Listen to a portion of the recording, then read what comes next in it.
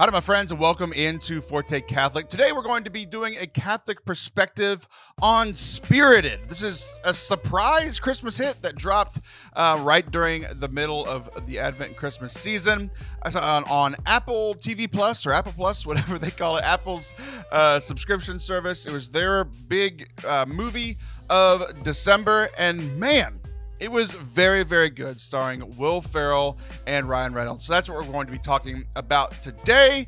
If you enjoyed today's video, please hit that subscribe button, where we're always bringing you our Catholic perspective on our favorite movies and TV show here in our Catholic Perspective series, as well as a bunch of other stuff we got going on the channel. So hit subscribe and enjoy today's video.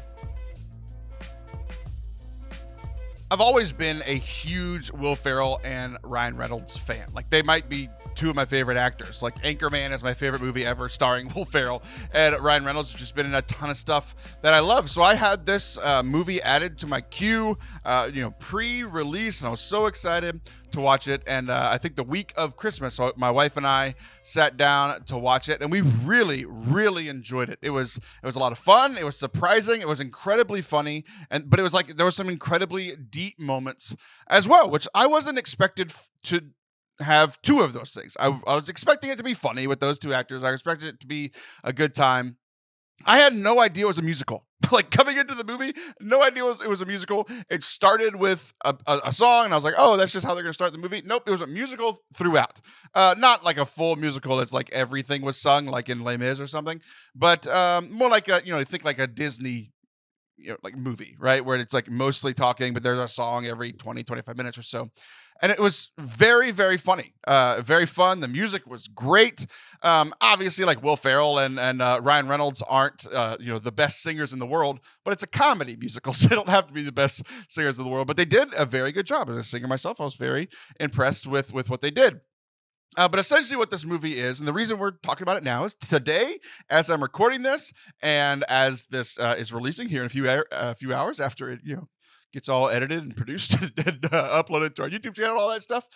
Today is Epiphany, which is the feast where we celebrate the three wise men coming to bring gifts to Jesus. So you might have received your Christmas gifts on December 25th, but Jesus didn't get his until today. They were like a lot of us had troubles with Amazon. Maybe the Amazon shipped the presents to the three wise men late. So this is kind of closing out our Christmas season. But if you missed this movie and you're still in the Christmas spirit, even if you're not in the Christmas spirit, this will put you in the Christmas spirit. It's a very, very fun movie. So the premise of it is it's a Christmas Carol. Like, it is their take on a Christmas Carol. And like, once I realized that, I was like, oh, like a lot of you might be thinking, like the Christmas Carol again. Like, we've all seen the Christmas Carol. You probably read the Dickens book whenever you were in junior high or high school. We've all seen the movies that come up every year. So it's like, why revisit a Christmas Carol? Well, this movie very much takes into account the fact that we've all seen a Christmas Carol over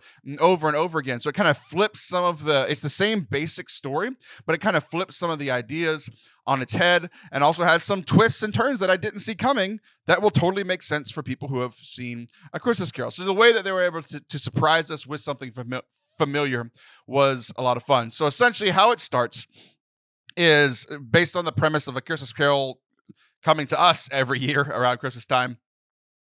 It is Will Ferrell is like the main guy in charge. There's this whole group of people where they set up whoever the one person that they're going to like change their life a Christmas Carol style way, where I almost said the three wise men because I talked about that earlier, but the three spirits, the ghost of Christmas past, the ghost of Christmas present, and the ghost of Christmas future, are going to come visit, and they set the whole scene up. They work on it for a year to set it up for Christmas time.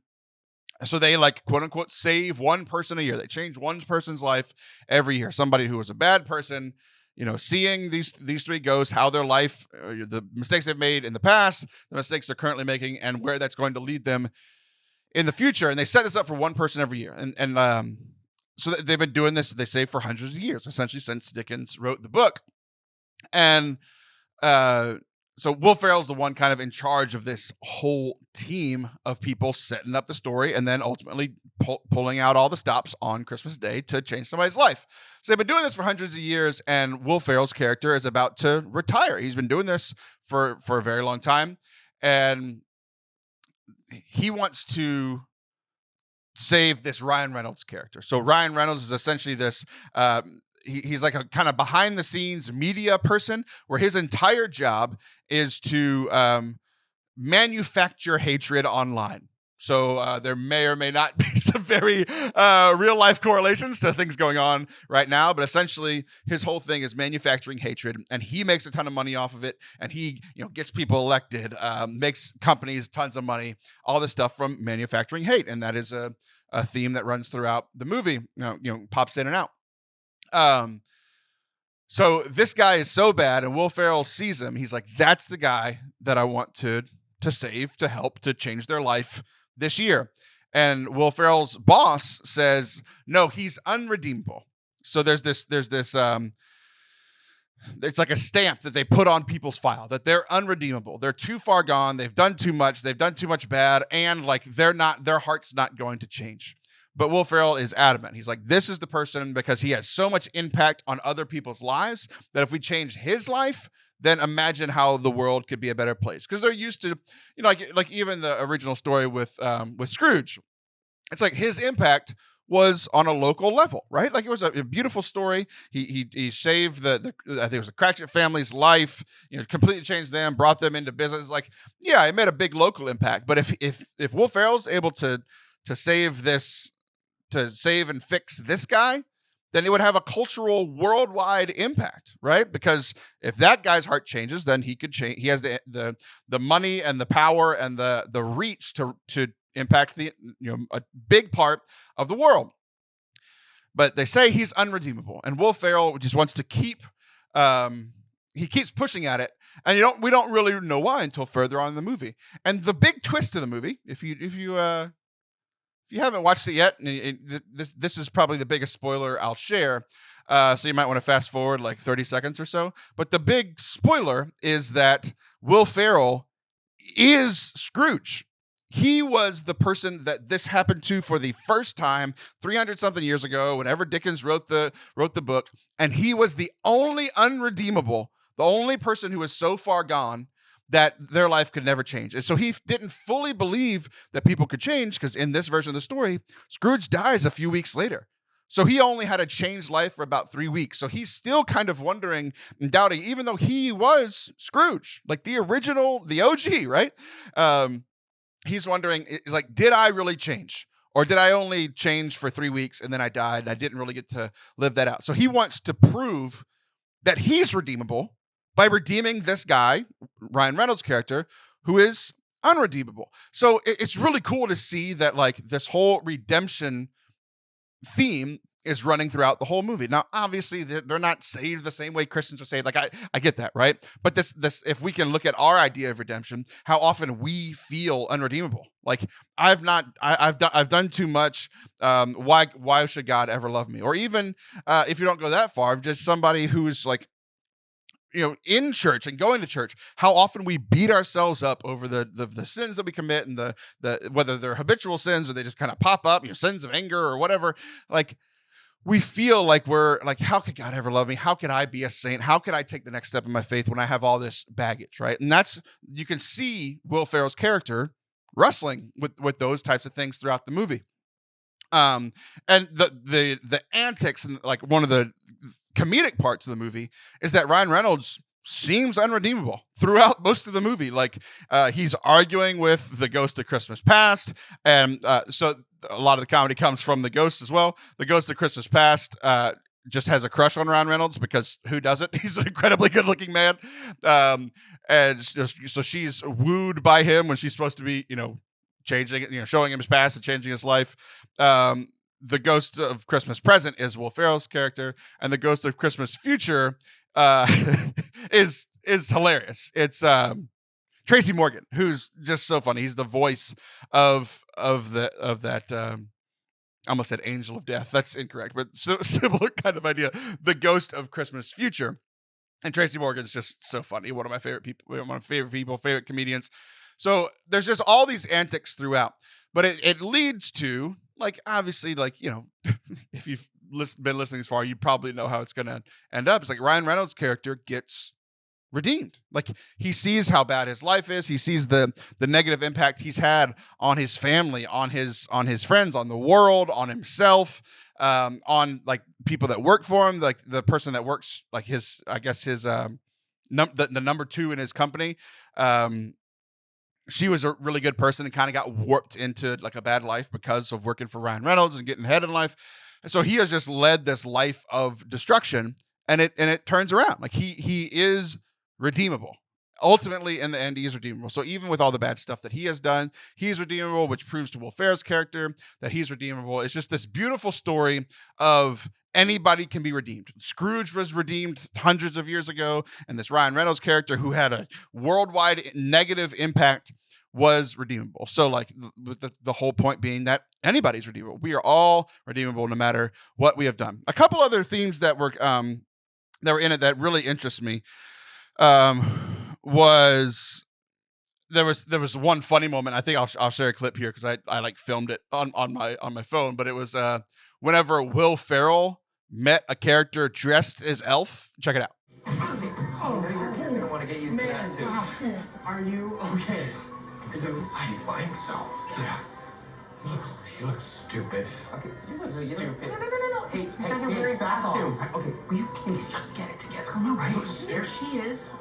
I mean, if that's not comedy, I don't know what is. Like, Will Ferrell, because I hate Elf, which is funny because it's the other Will Ferrell Christmas movie that a lot of people have ranked as their like number one Christmas movie. This movie is so much better than Elf, and seeing Will Ferrell say that he hates the guy who's dressed as Elf was just so funny for me. It made the whole movie. Even if I didn't like the rest of the movie, I would have loved it because of that. But the good thing was the rest of the movie hit too.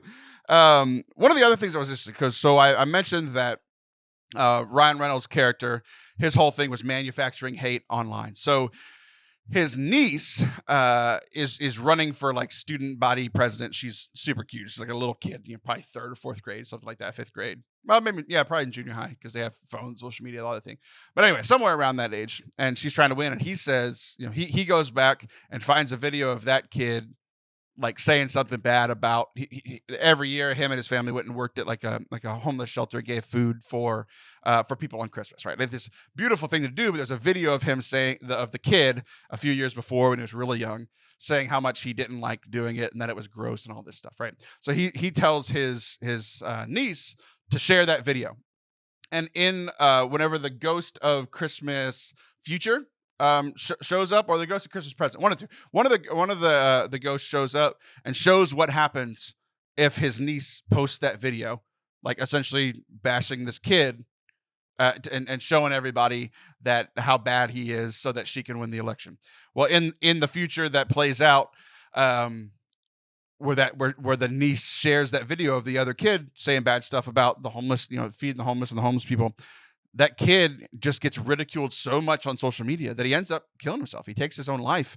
And Ryan Reynolds sees that this is the life that he's leading and the things that he is doing, how it's affecting people, and the whole community comes together and there's a funeral, but it's just this incredibly sad moment. And I think about it all the time because as a lot of you that have been following the channel for a while know that I got my start in youth ministry and working with kids. And I still work with kids and coaching and that sort of thing. And just seeing that and the reality of how quickly that kind of stuff can happen. Like, he went from one of the two most popular kids in the school, because these two kids are running for student body president, to taking his life because everybody's making fun of him and kind of dragging him online. And it was just this reminder of like the kindness that we need to show people. Like, it's easy to be kind to people in person, but like the kindness that we need to show one another, even on the internet, like, it was a call out for me because I can be a troll on the internet and sometimes I'm trying to have fun, but it hurts people's feelings and that sort of thing. So it was just a powerful reminder of like the things that we share online are very real to people and can really affect lives. And the good news was that was an alternate future. Ryan Reynolds' character was able to stop his niece from posting the video, so the kid ended up being okay and all this kind of stuff, right? So, but one of the other things was that there was the idea of being redeemed is that there's no quick fix. It's not like you just easily walk through, one evening like Scrooge did, one evening, and you do a quick fix and then it's just you're redeemed for life. Like with Ryan Reynolds' character, it took a lot more. It took, I think the movie is probably 2.5 hours. It took a while for him to be redeemed. There's no quick fix. It takes time and takes work and effort. And if we're putting in a Catholic way, like it needs God, like we need the help of God. Like Ryan Reynolds' character it wasn't a God scenario, but Will Ferrell was this outside force helping him to change, right? Like that can be God for us. It's like, it's not going to be a quick fix. We just need to keep making the steps, even when we feel unredeemable, and then we're doing great for a few weeks, and then we fall down again. That doesn't mean we're unredeemable. It means that we're still redeemable, and we just have to keep relying on God and keep, going to confession, telling God we're sorry, and staying in prayer, staying in the sacrament, reading our Bible, spiritual works, that sort of thing, so that we can continue to live a life for God and grow. Because it's not going to, we're like that. I think that's one of the things that they're saying about the Scrooge story, is that it happened in one night and everything was great, and then the story was over. But that's not where the story ends. It takes work to continue to live a life of faith. One funny personal little anecdote, and I think some of the married people might connect with this, is one of the songs is Will Ferrell with the woman that he falls in love with. And he's saying how good she is, and like, how could she love someone like me? Here's a clip of it. Woman's as kind as a human could be, so why would she wind up with someone like me? And what if we find out in time, maybe I'm that same jerk like I fear? Cause the man that I see could so easily be just a Scrooge deja vu. And I know that I'm not alone in being a married person that has felt like this, if not every day, then just, quite often. So overall, Spirited, just an incredible movie. I highly recommend it. If you haven't watched it yet, go watch it now. I mean, why wait till next Christmas? It's on Apple TV.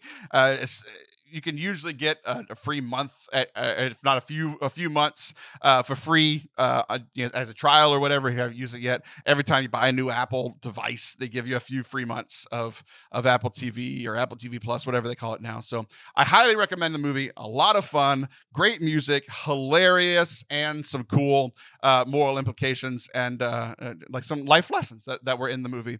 I highly recommend it. I hope that you enjoyed it. If you enjoyed today's episode, please hit subscribe. Let us know in the comments if you've watched it yet, if you haven't, if you're excited to watch it, if you did watch it, what were some of your favorite moments, maybe something I missed. And yeah, hit subscribe. We've got videos like this coming out all the time on our Catholic perspective, some of our favorite movies, TV shows, video games, that sort of thing.